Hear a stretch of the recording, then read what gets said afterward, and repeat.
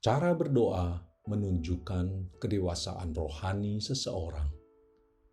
Sebagai orang percaya, kita pasti berdoa kepada Tuhan setiap hari. Kita berbicara kepada Tuhan kita melalui doa. Kita berterima kasih, mengucap syukur, mengakui kesalahan kita, memohon ampun, mengadu, dan memohon pertolongannya kepada Tuhan kita melalui doa. Dari doanya bisa dilihat kedewasaan rohani seseorang. Dulu isi doa kita lebih banyak permintaan, juga mengeluh karena keadaan kita, atau bahkan kita berdoa memohon hukuman untuk musuh kita. Kita memohon untuk hidup sehat, bahagia, sukses, berkelimpahan, tanpa pedulikan orang lain, tanpa melakukan tugas kita sebagai anak Tuhan. Dan kita lebih berkesan memaksa Tuhan untuk mengabulkan doa kita dengan dalih kita beriman. Kisah Para Rasul 4 ayat 29.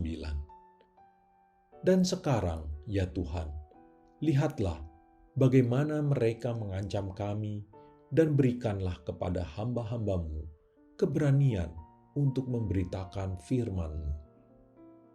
Sebagai anak Tuhan yang semakin bertumbuh, isi doa kita akan berubah.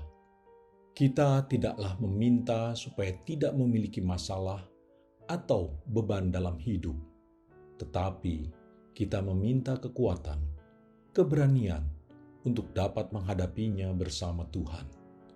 Kisah Para Rasul 4 ayat 31. Dan ketika mereka sedang berdoa, goyanglah tempat mereka berkumpul itu, dan mereka semua penuh dengan Roh Kudus. Lalu mereka memberitakan firman Allah dengan berani. Rahasianya adalah kita menjadi dewasa, hidup benar di hadapannya, maka Roh Kudus ada dalam kita.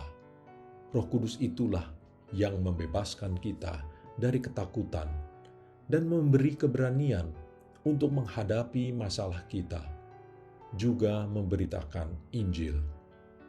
Matius 11 ayat 29 sampai yang ke-30.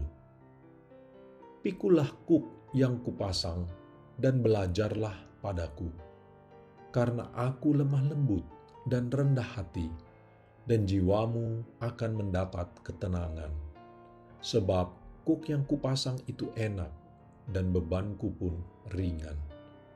Karena kuk atau beban yang ada akan terasa ringan bila dijalankan bersama Tuhan kita.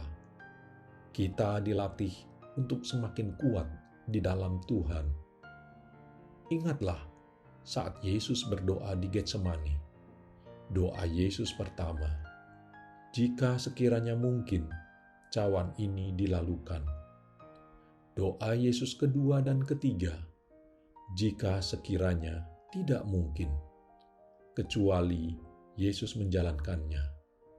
Kesamaan ketiga doa tersebut adalah, janganlah kehendakku yang jadi, tetapi kehendak Bapalah yang jadi. Kita tidak usah khawatir atau takut lagi.